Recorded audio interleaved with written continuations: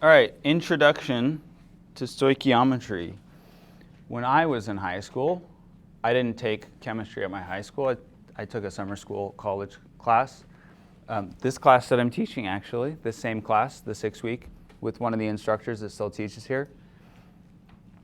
But that's on the side.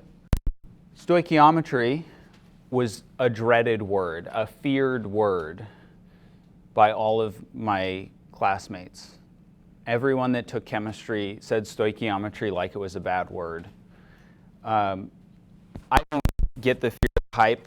It's a weird word, but the concept I think is not super crazy. So be prepared for maybe it to be upsetting, but hopefully not.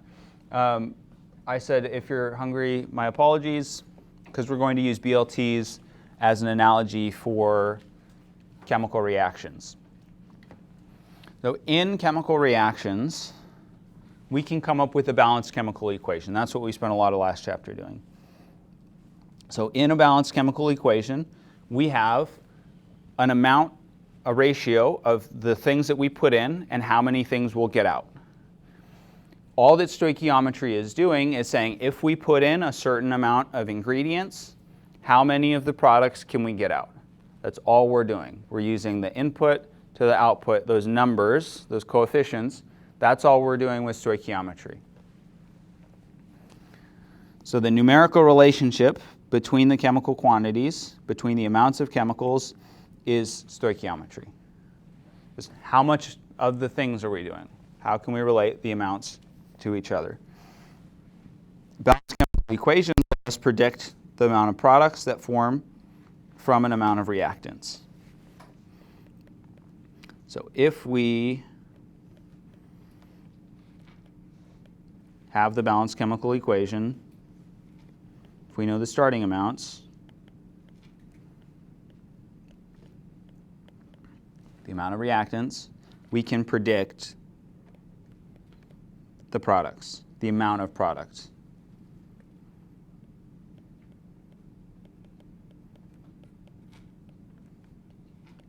So we can predict the amount of product that will form. I'm going to say product that can form.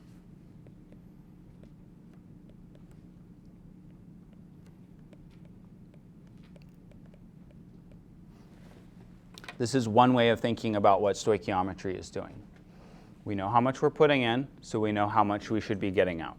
Another way that we can use stoichiometry is we can see, okay, we got this amount out. We got 4 tricycles out of the tricycle factory, so we must have put in a certain number of handlebars, tricycle frames, wheels. We know how many of each of those goes into one tricycle, and so we can kind of back calculate, here's how much we must have started with. So that's all that stoichiometry is doing. Part of the reason I think that it's confusing for a lot of people is because oftentimes there's like 4 different chemicals, and we can jump between any of them. And so figuring out which are the correct ones is maybe why it's a little confusing. This slide I forgot to change. It's supposed to be the number of BLTs, not the number of pancakes. Now that we've got that out of the way, stoichiometry is basically like using a recipe. So in a recipe, you're given numerical relationships between your ingredients. And you're possibly also given an amount of product that you get. If it's a reasonably good recipe, you should have some idea of how much you get out. So for example, for BLTs, this is just one example of some ratios for BLTs. You might put in 4 strips of bacon, 1 piece of lettuce, 2 slices of tomato, and 2 slices of bread, and boom, you've got yourself 1 BLT.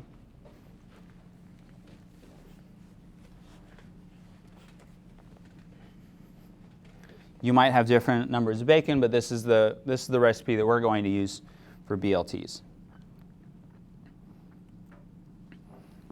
So let's say that we've got 2 strips of bacon, this is our balanced equation, our recipe. If we have 4 slices of tomato and plenty of everything else, we can make 2 BLTs.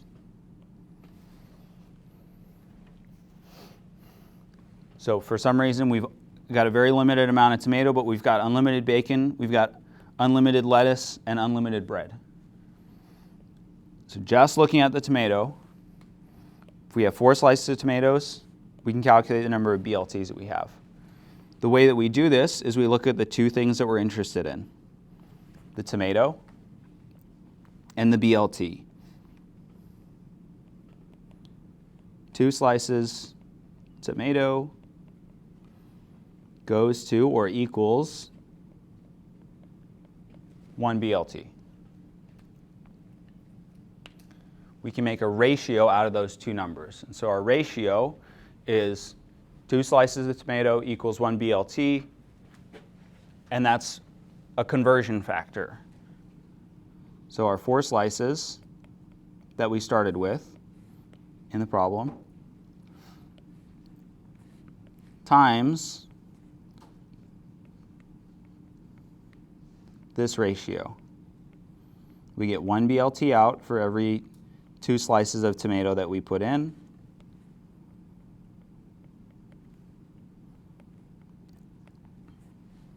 So 4 slices of tomato divided by 2, we would get 2 BLTs out.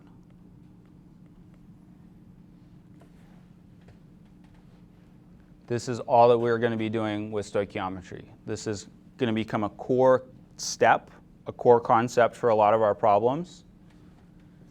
And it follows the same path. We're just going to be changing from using bacon and tomato and lettuce and BLTs to chemicals instead. Do we have any questions so far? All right, let's say that we've got 8 slices of tomatoes,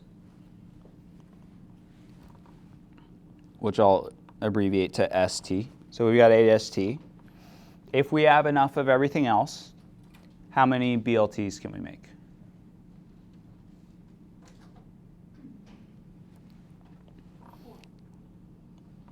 We've got to guess for 4. Let's find out. So we've got 8 slices of tomato. The 2 things that we care about in this problem, because we're asked about the number of BLTs, the 2 things we care about are slices of tomato and BLTs. So we can make a conversion factor out of these 2. 1 BLT, 2 slices of tomato. We're starting with slices of tomato. We're trying to go to BLT, so the BLT part needs to go on top. 1 BLT for every 2 slices of tomato that we put in. Slices of tomato cancel. 8 divided by 2. We can make 4 BLTs.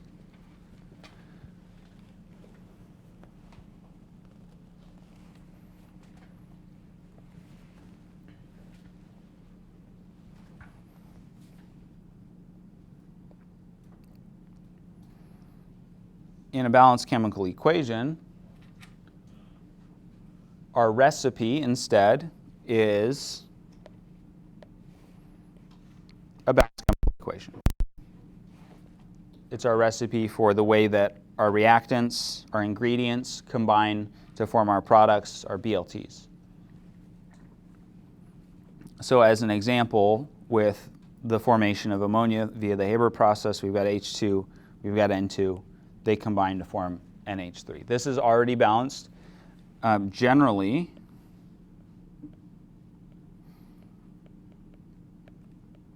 if coefficients are already in the equation, it's balanced.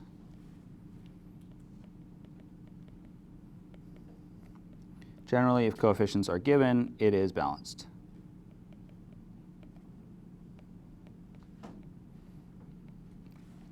But it's always safe to check. So something that we can do, we've got 3 chemicals. We can come up with ratios between each of these 3 chemicals. You'll be asked to do this on your homework,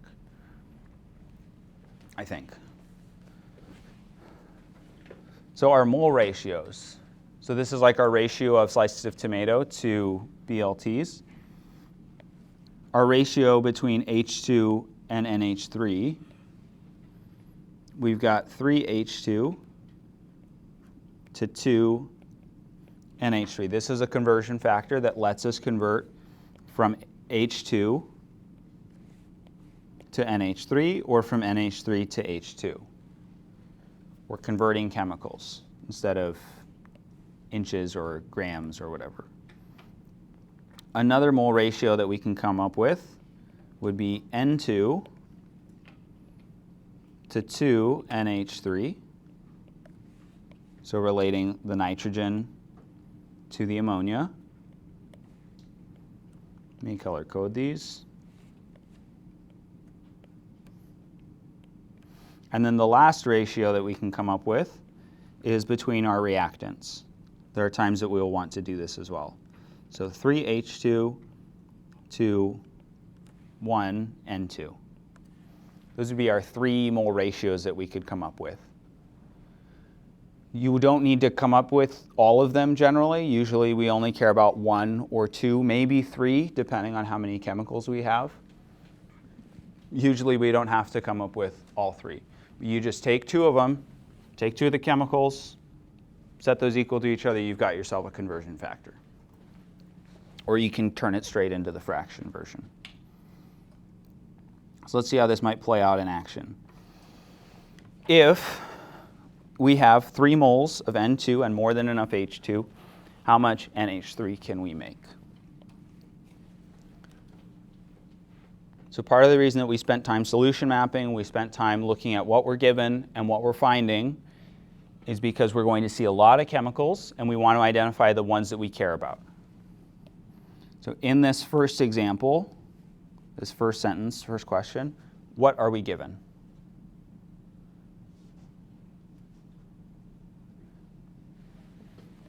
We are given 3 moles of N2.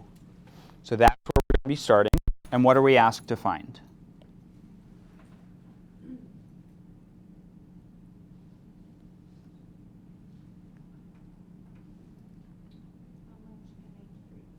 How much NH3? So we're looking for an amount of NH3. So the 2 things that we care about are the N2. We'll underline that in the balanced chemical equation. And we also care about the NH3. We'll also underline that. So those are the 2 chemicals that we're going to pull out. This little bit in the middle, more than enough H2, just lets us know we don't have to worry about our H2. We've got plenty, it's not going to run out, so we can, for all intents and purposes, just ignore it.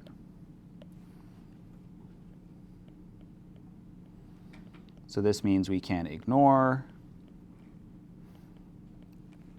H2. So we can just basically cross it out in our balanced chemical equation. This is largely so that there are some people, I might be one of them, who would be like, what if we run out of H2 and then we can't do whatever? So this is just kind of checking our bases on that, so that we can't actually in this case. Okay, so getting back to the problem at hand, we're starting with 3 moles of N2. The moles is our traditional unit, the number of things that we have, and the N2 is our chemical. We can change both of these. When we're doing stoichiometry, we are going to be changing out our chemical. So our ratio of chemicals, 1 N2 in, 2 NH3 out. We can pull these down to make a conversion factor. The one that we want to go to, NH3, goes on the top, and the N2 goes on the bottom. And we pull the coefficients with us. So 3 moles N2 times 2 NH3 over 1 N2. What this is saying, we've got 3 moles of N2. We're going to put those in. For every 1 mole of N2 that we put in, down here on the bottom, we're going to get out 2 moles of NH3. Or for every 1 nitrogen we put in, we get out 2 ammonia. So the N2s cancel out. N2s cancel out. And we're left with 6. The moles comes through. And our new chemical unit is NH3. So under these conditions, we could make 6 moles of ammonia.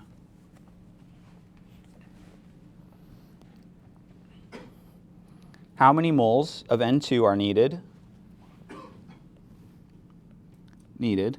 to completely react with 7.13 moles of H2?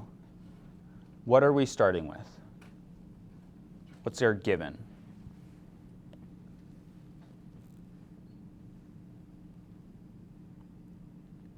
It's the one with the number, right? 7.13 moles of H2. So we're going to be starting with 7.13 MOL H2.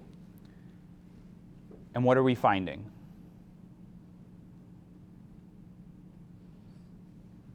What's next to our question word?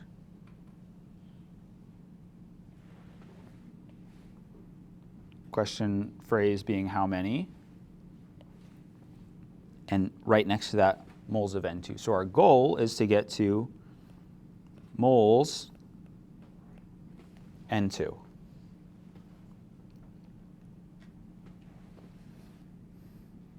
And the specific phrasing needed to completely react just meaning that it gets completely used up, all of it goes away. It lets us use our ratio. It lets us use our stoichiometry. Because otherwise somebody might, actually, what if it didn't react all the way? What if only part of it reacted? So starting with 7.13 moles of H2, coming back up to the top here, we've got H2, that's what we were given. And we've got N2, the other thing we care about. So we'll underline those. And then we can pull out of this those two things and set them equal to each other. So 3H2 ratio with N2. This is going to be our conversion factor. We're starting with H2, so the 3H2 part goes on the bottom. So for every 3H2, we would be reacting with 1 N2.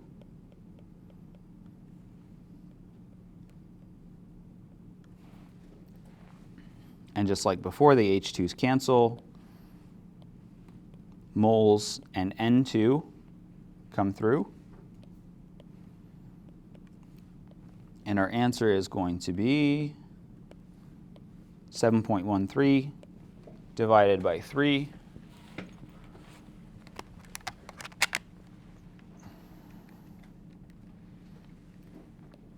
Which is 2.38 when we round for 3 sig figs.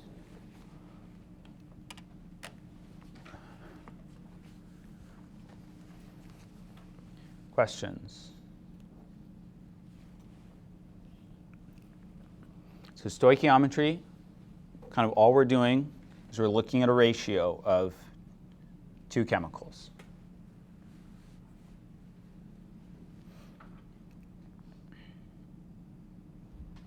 Some more examples. Water forms when hydrogen gas reacts explosively with oxygen gas according to this balanced chemical equation.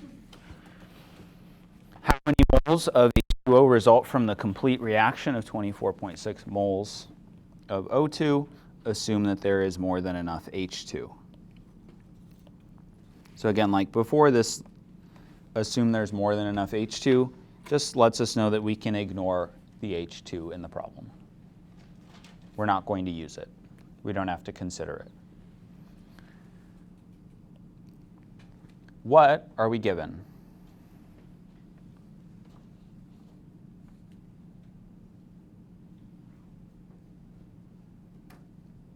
We're given a balanced chemical equation. What else are we given? 24.6 moles of O2. That's going to be our starting point.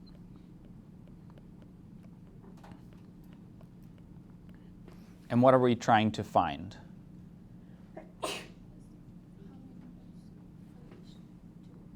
Yeah, we're trying to find moles of H2O. It's right next to our question words. So we're going to pull those two things, or underline both of those things in our balanced chemical equation. So O2 and 2H2O.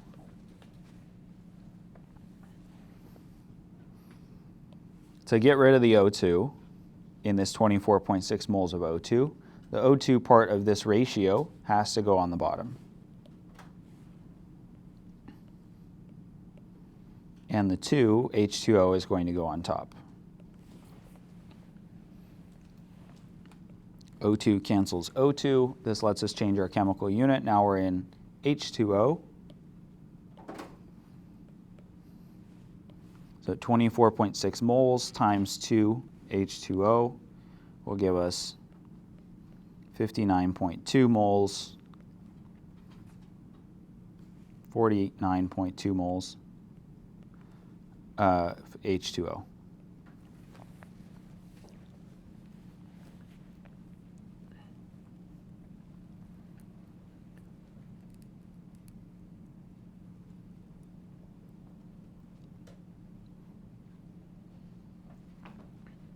Do we have questions?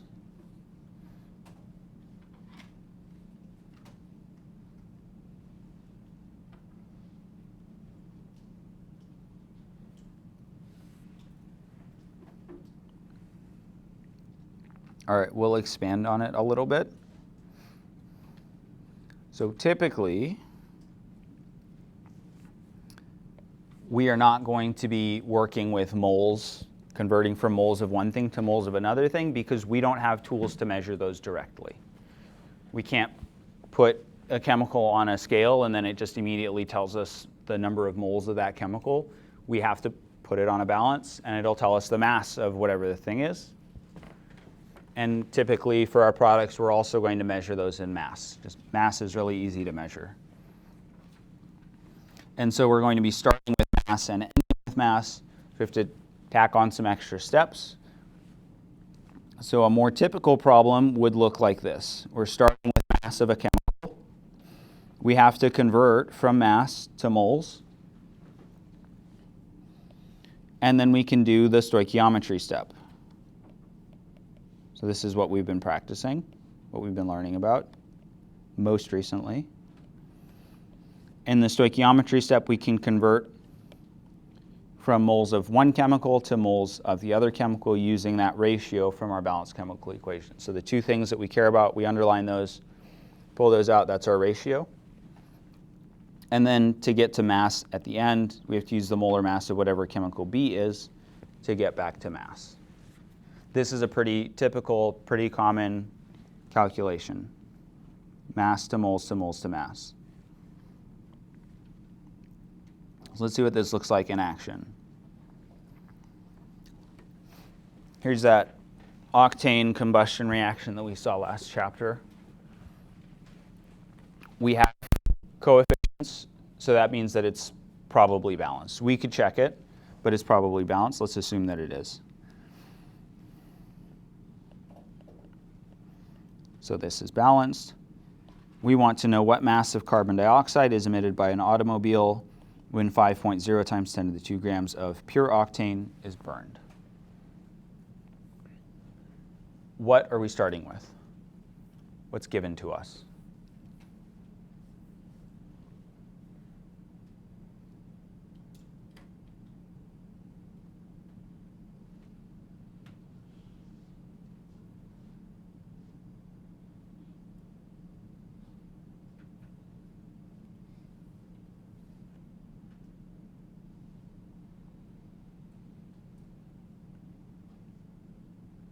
What has a number with it?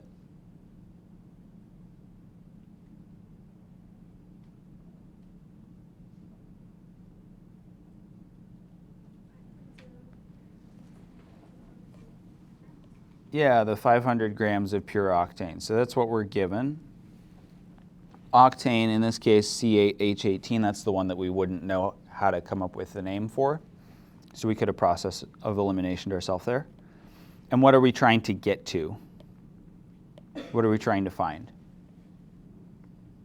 Mass of carbon dioxide. Carbon dioxide being CO2, a molecular compound. So the reason I underline these two things is because we'll need them for our stoichiometry step. Starting off, we're going to have grams of C8H18. We're going to try to get to mass of carbon dioxide, so probably grams of CO2. Can we do that in one step?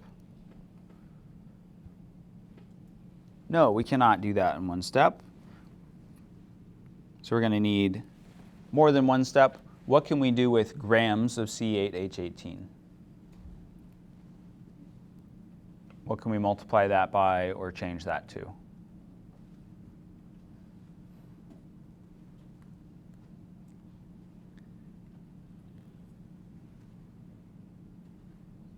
We can swap it over to moles. So we can go from grams C8H18 to moles C8H18. Who knows what we're going to use to get there? What we would call it? Starts with an M.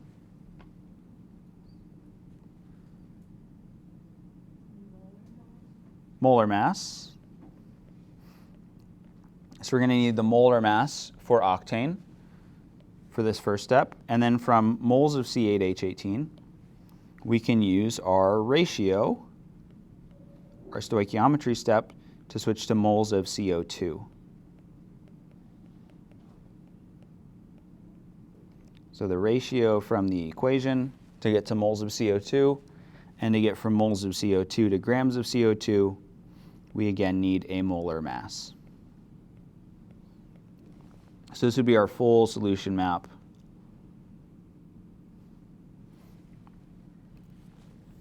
for this particular problem.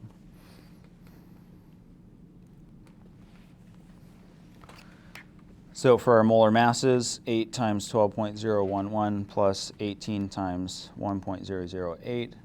For octane, it is 114.232. For CO2, it is 44.009. These have units of grams per mole.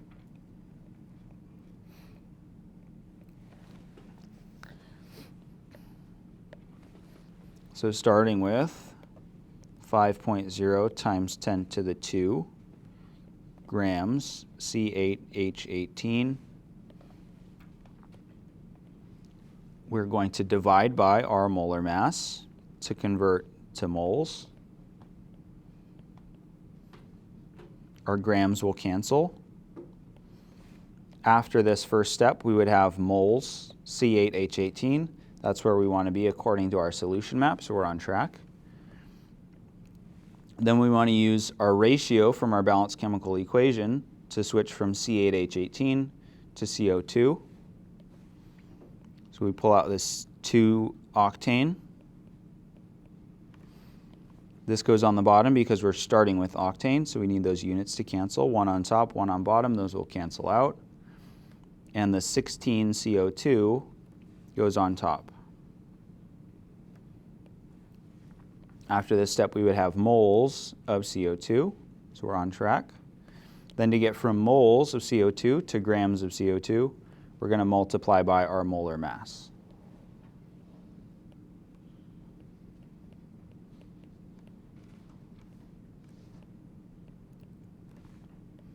And these moles will cancel out with the moles that we had. And we're left with grams CO2. Any questions about the setup?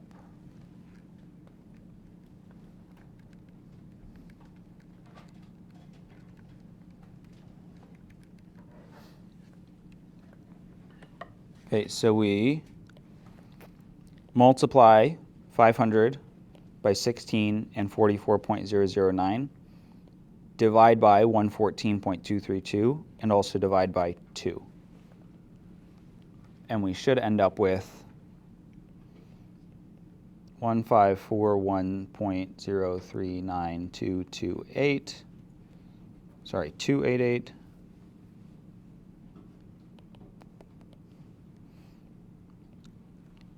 Round it for two significant figures.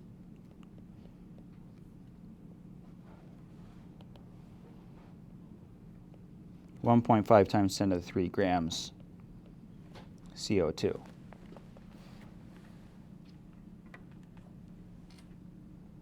Something like that. Any questions or confusions?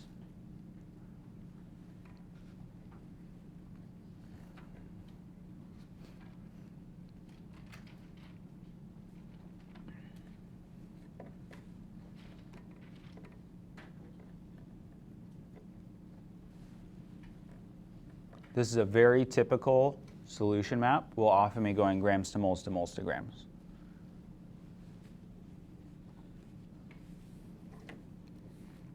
So that might be a solution map that you could just memorize and know that you use molar mass, ratio, molar mass in that order. You can maybe also see how things are ramping up in difficulty. We're adding in molar mass. We've got balanced chemical equations. Sometimes they won't be balanced. You'll often have to come up with the molar mass by yourself. So there's a lot of moving parts and pieces that go into solving some of these problems. All right, using that same balanced chemical equation, this is one for you to try. What mass of octane, that's again C8H18, would be needed to generate 42.3 grams of water? And to save you time, I'll fill in all of the molar masses.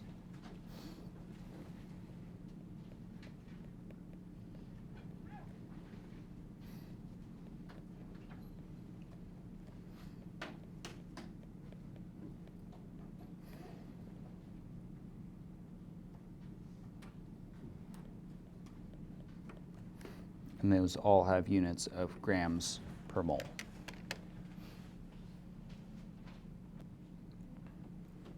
All right, so this problem is using the same balanced chemical equation as we used before. We first want to identify what are we given and what are we going to. This just helps us plan what we're going to do. So the thing that we're given, or what I would call our given here, is the mass of water, the grams of water. So it's 42.3 grams of water. That will be our starting point. Water being H2O, and we're asked to find a mass of octane. So grams C8H18. Importantly, for the stoichiometry part of this lets us plan, or lets us pick out our ratio. So 18H2O to C8H18. Just like before, we're going to be doing mass grams H2O to moles. So moles H2O to moles of C8H18. And then finally, to our answer, grams C8H18. So we've got 3 steps. We're going to need 3 conversion factors. For our first step, grams to moles, to get grams to turn into moles, we need to divide by our molar mass for water. So divide by 18.015 grams per mole. The moles will flip to the top. Grams cancel. And then our ratio. So I've already underlined them, the H2O, the C8H18. The one that we have goes on the bottom, so 18H2O, and the 2, C8H18, goes on the top. This will switch us over in terms of chemicals from H2O to octane. And then our last step is to bring it back to grams, so multiplying by molar mass to get rid of this moles. For octane, it's still 114.232. So 114.232 grams over moles. The moles cancel. We'd be left with grams and C8H18.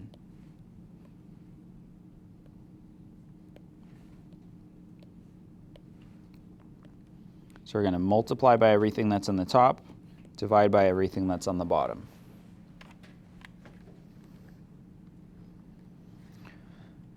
So 42.3 times 2 times 114.232 divided by 18.015, also divided by 18.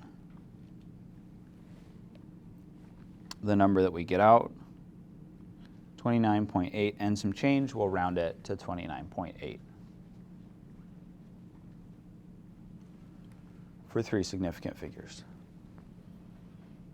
Questions or confusion about literally any part of this?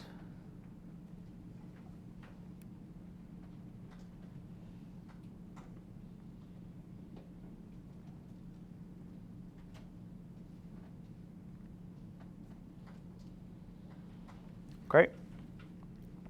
There's another one for you to try. This one's from the book. Ammonium nitrate decomposes to dinitrogen monoxide and water according to the following equation. In a certain experiment, 45.7 grams of ammonium nitrate is decomposed. Find the mass of each of the products formed. So we're going to have 2 answers for this one. Little pop quiz brain check. Is this equation balanced?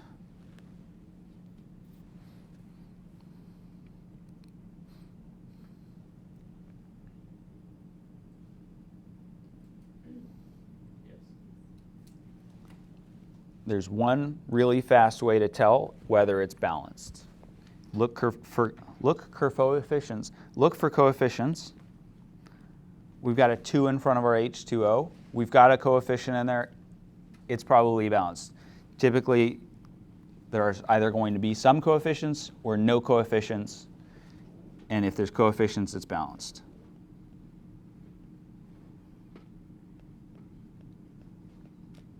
A coefficient, it's balanced.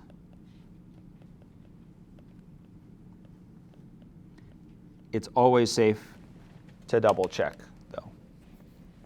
And I'll fill in the molar masses.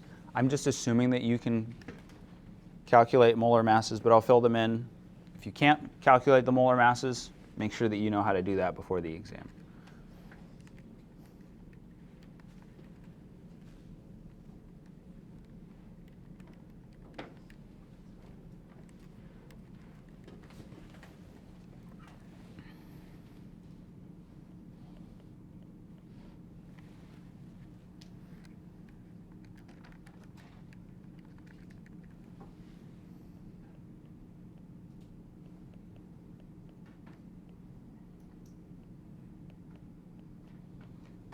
And these all have units of grams per mole.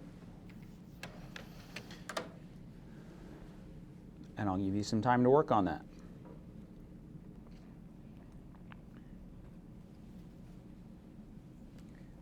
All right, hopefully that was enough time to get one of the products at least, or solution map them and get kind of your numbers figured out, where they're going to go, what you're going to put in. So let's get started. We've got 45.7 grams of ammonium nitrate. Ammonium nitrate being this NH4, NO3. The NH4 is the ammonium. The NO3 is the nitrate. We are asked to find the mass of each of the products formed, so both of the products. So we're going to have, we've basically got 2 problems in one. What a deal. So 45.7 grams NH4NO3,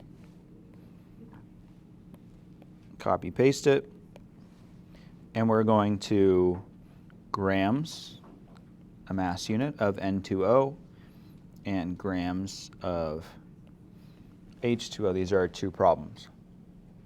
And they run pretty much the same. The first step is the same for both of them. We need to get to moles, because moles is a countable number of things, whereas grams is like, depends on the size of the things instead of the number of things. So we want to get to the number of things so we can utilize our ratio. So we're going to divide by our 80.043 grams. The moles will flip to the top.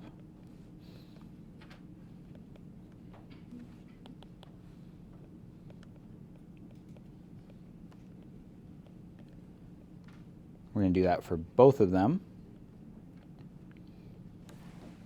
And in the top one, this is the one where we're going to N2O. We are going from NH4NO3 to N2O. Those both have coefficients of 1. So nothing happens to our units, or our numbers. Numbers stay the same, but our units change. The ammonium nitrate goes in the bottom, so they cancel out. We're switching to N2O. And now that we've got N2O, we need to multiply by the molar mass for N2O to figure out what mass of that we have. So multiplying, there we go. Multiplying by 44.013 grams over moles. We plug that all into the calculator, we'll get out some number. We'll do that in a sec. For our second equation, we're going from ammonium nitrate to water. Let's do that in orange, go Tigers. So NH4NO3 to H2O. The 2H2O goes on the top, that's what we're trying to get to. The ammonium nitrate, the NH4NO3, goes on the bottom. Those cancel out. So we're going to multiply by 2. And then for our last step, we're multiplying by our molar mass of 18.015 grams over moles to get our moles to cancel. Do you have any questions about the way that we set these up?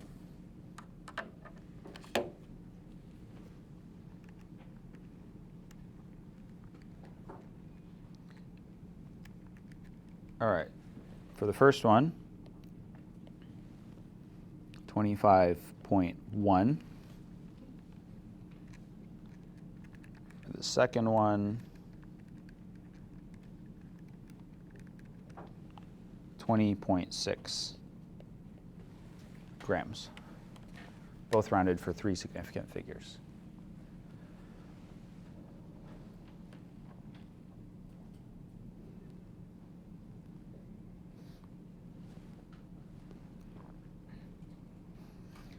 We're going to expand on the concept of stoichiometry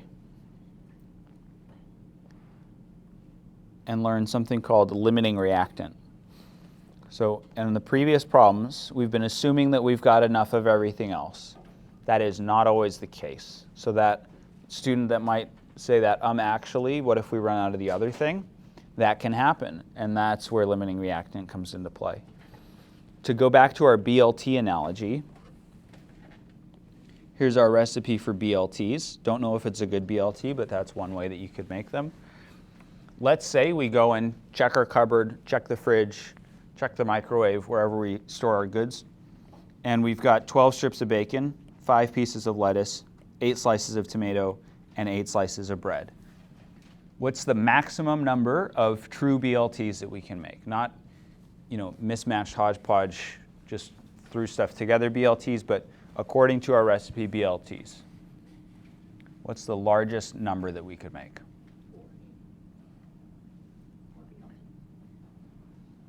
We've got to guess for 4.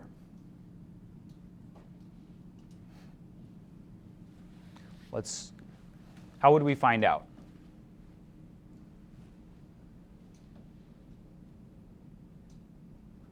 What would stop us from making a BLT, just generally? Can I, right now, make a BLT here in the classroom? What would be absolutely unhinged if I pulled out a container and it's got like all the sandwich materials? That would be absolutely unhinged. I did not plan ahead like that. So no, I cannot make a BLT because I don't have the ingredients. So what's going to stop us from making BLTs? Not having enough ingredients. So presumably one of these ingredients, two of these ingredients, three, some of these ingredients are going to run out first. We need to figure out which ones that's going to be. The way that we can do this with stoichiometry is looking at each of our ingredients. So 12 strips of bacon. How many BLTs can we make with that amount of bacon? So looking at 4 strips goes to 1 BLT. We would get 1 BLT out for every 4 strips of bacon. I'm shortening that to SB. So from our 12 strips of bacon, we could make a maximum of 12 divided by 4 BLTs. We could make 3 BLTs with the amount of bacon that we have. This assumes that we have enough of everything else. Basically what this means is our bacon is going to run out after 3 BLTs. Let's check our next ingredient. Our next ingredient is lettuce. We have 5 pieces of lettuce. Shorten that to PL, I guess. So 5 pieces of lettuce. Our ratio of lettuce to BLTs, we're not big fans of lettuce, so it's 1 to 1. We'll get out 1 BLT for every 1 piece of lettuce that we put in. So we could get 5 BLTs based on our lettuce.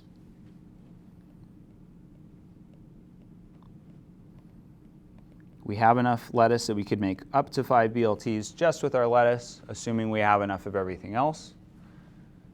Can we actually make 5 BLTs? No, we cannot actually make 5 BLTs. We can only make, so far, it looks like the max we could make is 3 BLTs. We're going to run out of bacon before we can get to 5 BLTs. We've still got 2 more ingredients to check. And those 2 ingredients are slices of tomato, slices of bread. So 2 ST and 2 SB, the other SB. They've got the same ratio and the same amount, so I'm just going to do them both at once.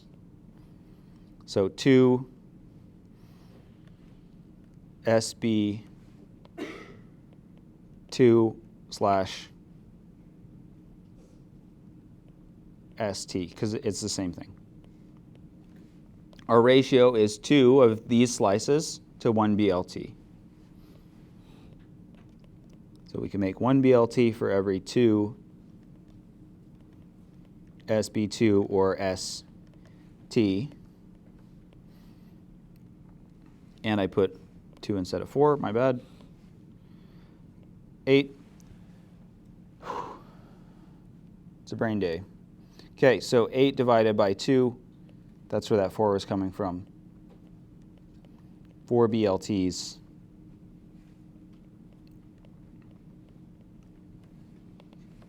Based on tomato / bread.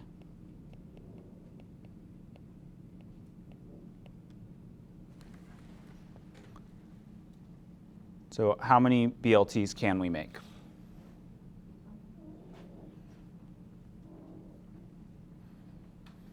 Is it 3, 4, 5, or some other secret 4th option?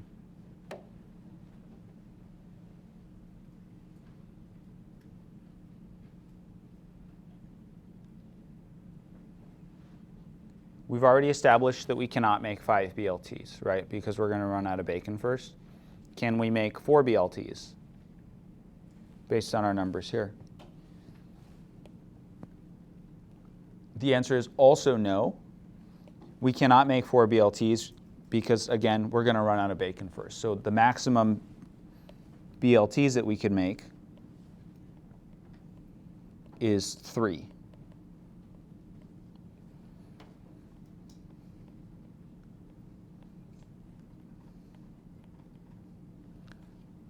So the max we can make is 3 because bacon will run out. So we can't go on to make a 4th or a 5th BLT sandwich.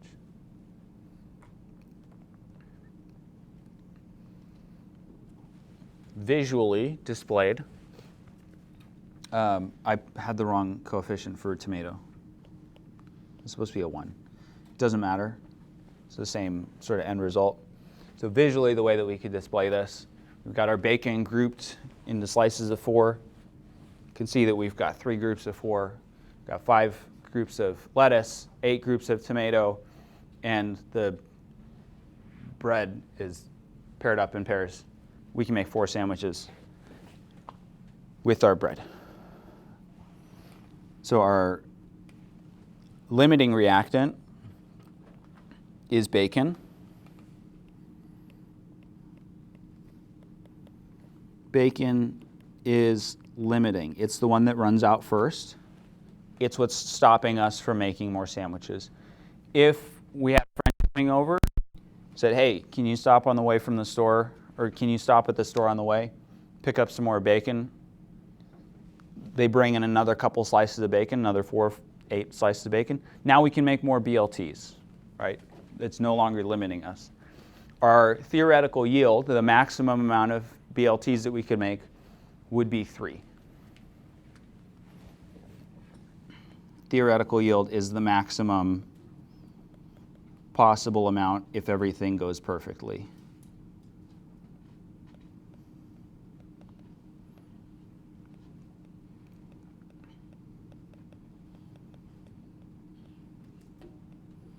If everything goes perfectly, if there aren't any screw-ups, and if we aren't snacking. Because I think it's likely that if we're cooking bacon, we're probably not doing it all at once, and we might just take a slice for ourselves. Oops, somebody's only getting 3 slices of bacon in their BLT.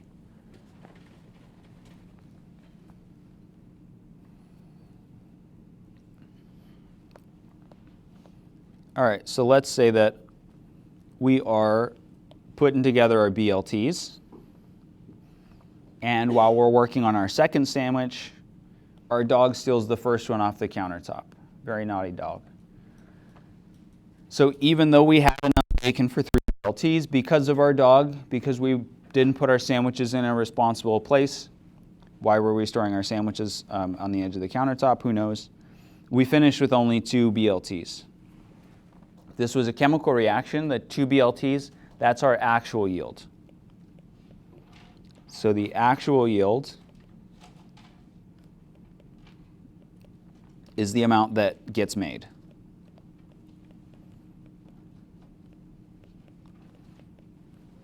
The amount that is actually, in reality, made. You might be able to be perfect when you're cooking. You might come out with the yield that you're expecting. You might even get more than you're expecting,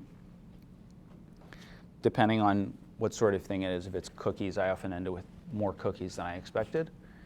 In chemistry, you will almost never, and by almost I mean never, you'll almost never come out with your theoretical yield. You'll always have less, or you'll have some error that'll cause you to think that you have more.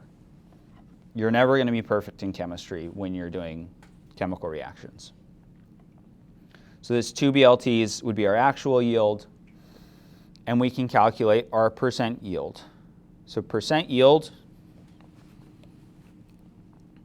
is actual, how much we made, over theoretical, how much we should have been able to make,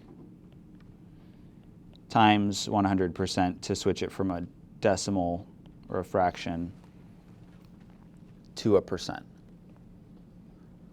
So So our percent yield of BLTs was 67%, not a very good yield for making sandwiches. Again, that's just because of our dog.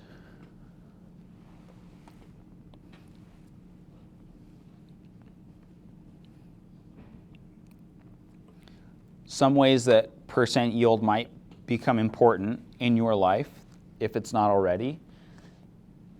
If you have people coming over and you're making food,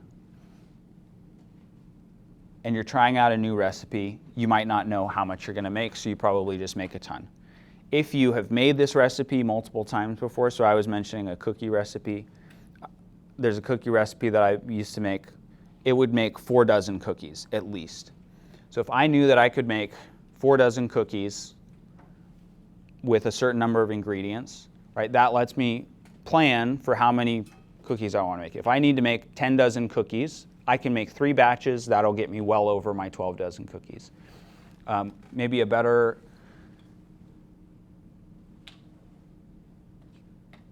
the idea is you could calculate how much you're going to make. You could calculate, come up with a percent yield for whatever recipe you're making. If we know that our yield is only going to be 67%, then we can accommodate that 67% yield. We just make extra, more than we were expecting, so that even though we lose some, we're still going to make enough for everyone to eat. In chemistry, the reason that percent yield is important is this is often reported. So percent yield is often reported. This is just why this is important. So this will often be reported when somebody publishes, hey, I did this synthesis, I made this chemical, this was the exact way that I made it, and here's the percent yield that I got.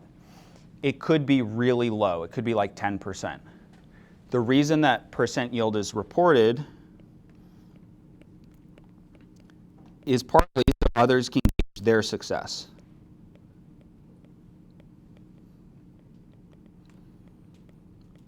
Or so that they can plan out the amount of reactants that they need to use to get the amount of product that they want to get. For example, if we've got a 50% yield,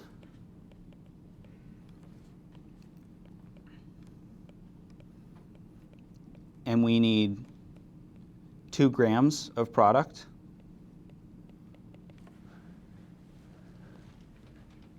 we would want to plan to make enough that 50% of it is 2 grams. So we would want to plan to do a reaction like we're going to make 4 grams of product.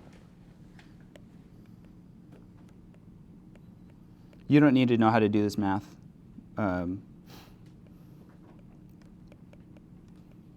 So we would need to use enough reactants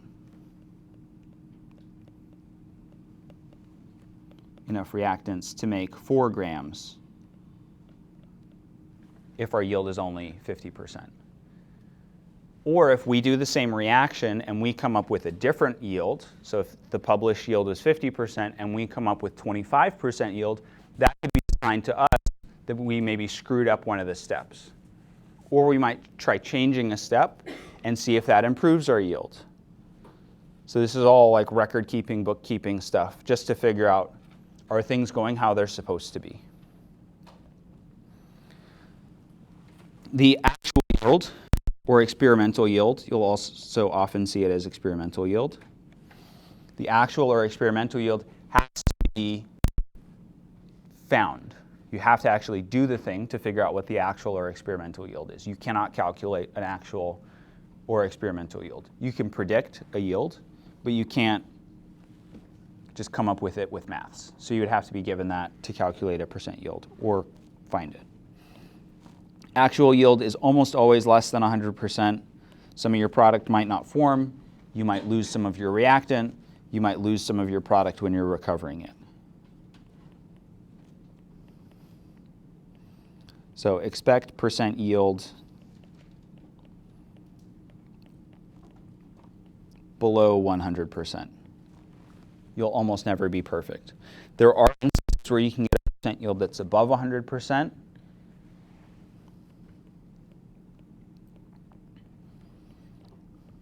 So above 100%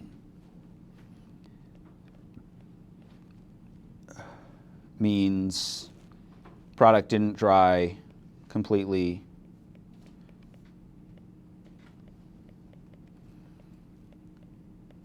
Didn't remove all of the reactants.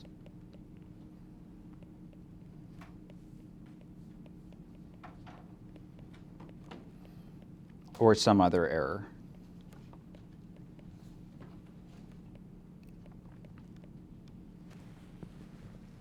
So it can happen. Don't be surprised if you get over 100% yield on something, but that just means something went wrong in some other way.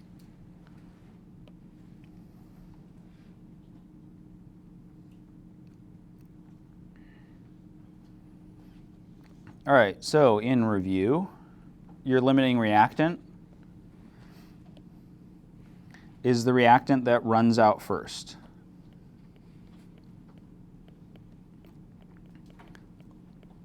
Or makes the least product.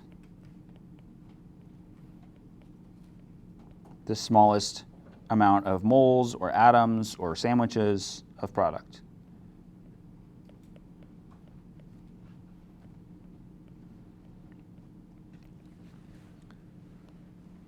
So like with our sandwiches, that was our bacon. We could make 3 sandwiches with our bacon.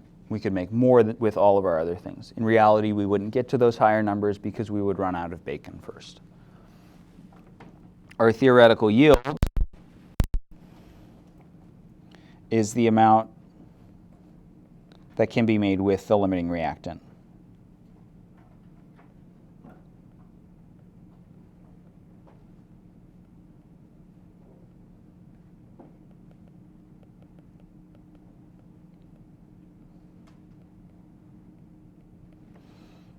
And the actual or experimental yield is the amount that we made.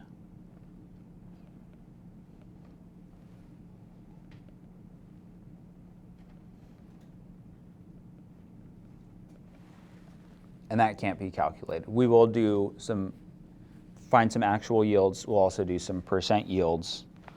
Percent yield has this formula: actual yield over theoretical yield times 100%. Which is different than percent error, which I think we've done before. Any questions about stoichiometry, yields, BLTs, or my secret cookie recipe that's on the Food Network website? All right, that'll do it for Chapter 5.